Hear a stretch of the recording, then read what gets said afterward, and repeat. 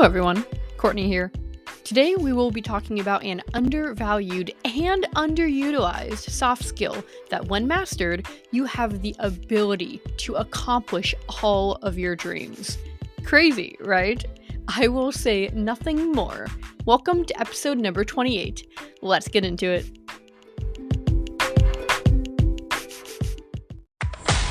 Where inventing, passion, and hard work intersect. Welcome to the Serial Inventing Podcast. Bite-sized, perspective-altering episodes on serial inventing and beyond. From motivating key tips on product licensing to obstacle-busting conversations on transitioning to a full-time serial product developer. Buckle your seatbelt, because you're in for a ride. Warning, this podcast may motivate you to make wild decisions that will propel you forward in your inventing career and hijack more of your time for your passion. If you aren't ready to make it happen, then this podcast isn't for you.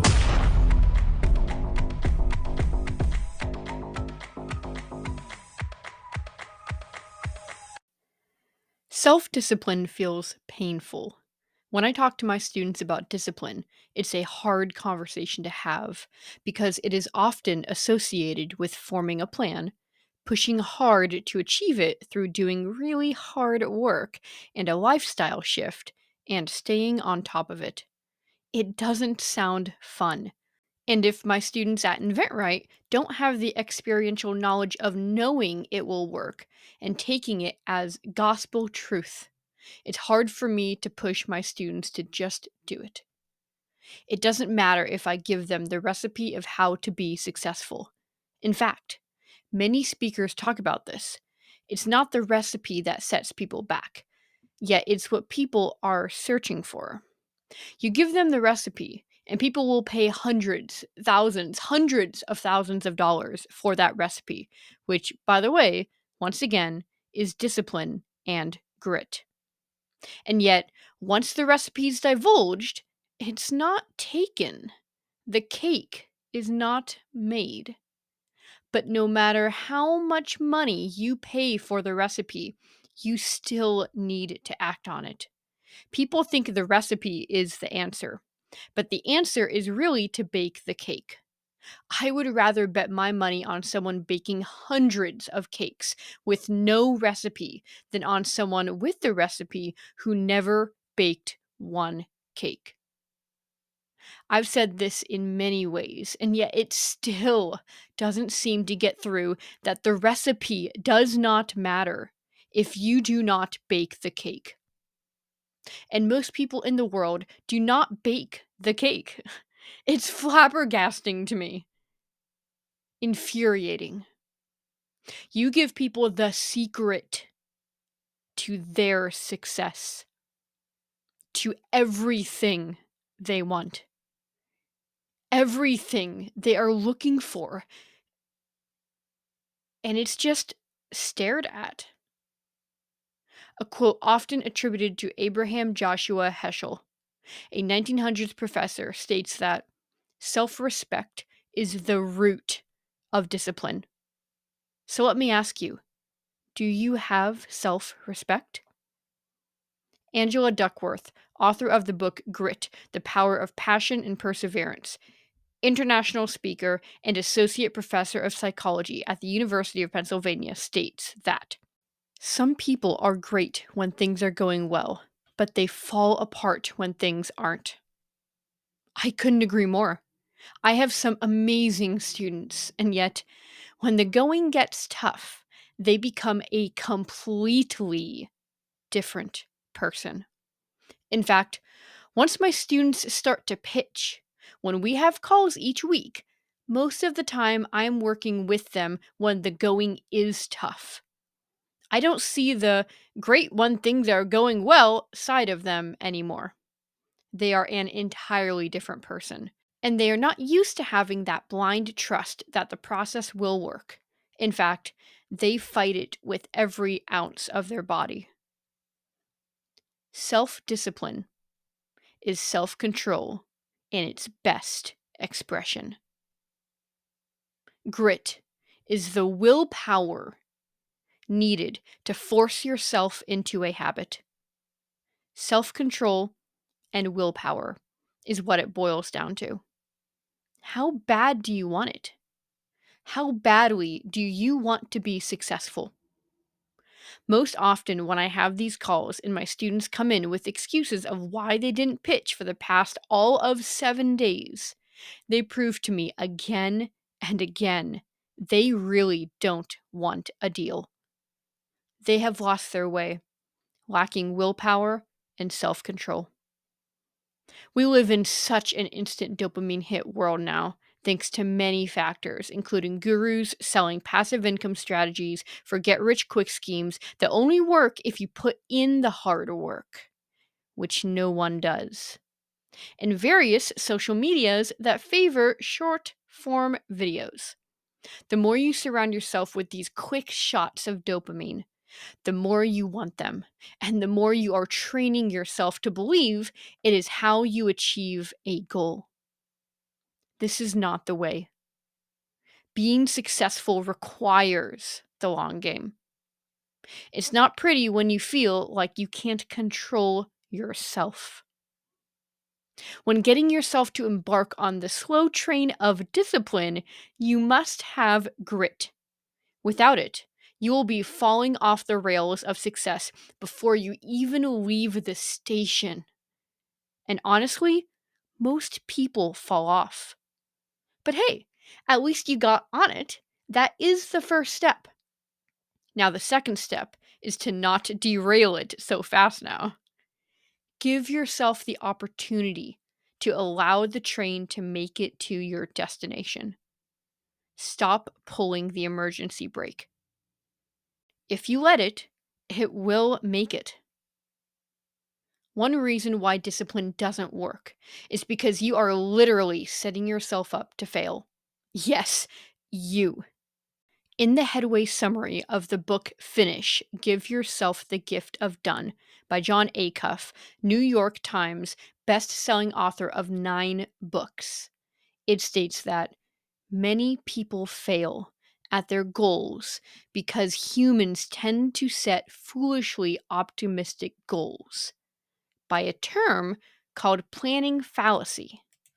It is our innate tendency to display an optimism bias and underestimate the time needed to complete a future task. When they fail to hit the massive goal, it leads to discouragement, which results in people quitting and never finishing. Jon Acuff recommends a counterintuitive strategy and one that I preach all the time. Cut your goal in half. That's right, because cutting your goal in half will actually make you start. It doesn't feel like a mountain anymore. It feels achievable. The goal is to get a lot of small wins every day to keep you motivated. For example, if your goal is to pitch to 30 companies in 1 week, you may never start. And if you do, you might get to, let's say, 15 and feel disappointed you failed your goal. But if you had a goal of 10 and made it to 15 by week's end, not only did you finish your goal, but you surpassed it, making you excited to hit your next goal and not feeling depleted because you failed it. You see, at the end of the day, what you do is what matters. Notice how in both scenarios, it wasn't the goal you hit because you underperformed in the first scenario and overperformed in the second. It's not the exact number that matters, but picking a goal that is too low to not fail is key. My habit coach, Tim Gillett, explained this very clearly to me. If your goal is to run a mile every morning, don't start at that as the goal. Start it by not even running around your house in the morning, but simply putting your running shoes outside every morning and nothing more. That's it. Because you are tricking your brain to start. all of my podcast episodes about perseverance, persistence, discipline, and even grit boils down to tactics to just get you to start. Just start and you will win. Start the race. Start it. Put those running shoes outside. Make a goal that is too small to fail. And see what happens. I dare you. John Acuff did a study on cutting goals in half. When he compared the success rate of similar tasks based on a goal by their participants versus cutting their goal in half, on average, the success rate was over 63% when cut. 63% of people accomplished their goals more when they cut their goal in half. Talk about this planning fallacy being a big culprit. Let's face it, when we live under the false premise that if we just continue to overcommit, we will be amazing at everything. But the reality is that when we continue to blame ourselves for our inability to do it all, even though we are once again asking ourselves to do an impossible thing. I wonder if this is what Lewis Carroll meant when he wrote for the Queen of Hearts in Alice in Wonderland to say she often believed 6 impossible things before breakfast. Acuff later in the book talks about how new shiny objects magically appear when you are getting close to achieving your goal. The closer you get, the more distracted you are. Our brain constantly brings up hiding places for you that feel quicker and mentally lighter to do. When was the last time you made a social media post? Does your bookshelf need dusting? These become endless, and soon the day is over, and you move your goal to the next day. Except that the next day never happens. Learn what your hiding places are. Do you want to pitch, but you binge Netflix instead? Or check email? Or read a book? Note where you go to hide, so you know not only that you are utilizing a comforting mechanism to get away from your goals, but what they are. Sadly, it's almost like your brain is trying to sabotage your success. So, sabotage it back by gaining wisdom from them and not blatantly looking the other way. Understand that these hiding places you go to are places for you to sit in mediocrity, as mentioned in episode 17. If you want to feel seen and know that your unique distractions for trying to find time to pitch your concepts are actually rather not unique at all, the book Finish by John Acuff will be a game changer for you. If you need to create some grit in your licensing practice to remind you that hope is the thing that when you feel depleted with no responses back, it is there to bring you back up. Angela Duckworth's book, Grit, is a must. And I would say it is a very underrated attribute that people don't really understand.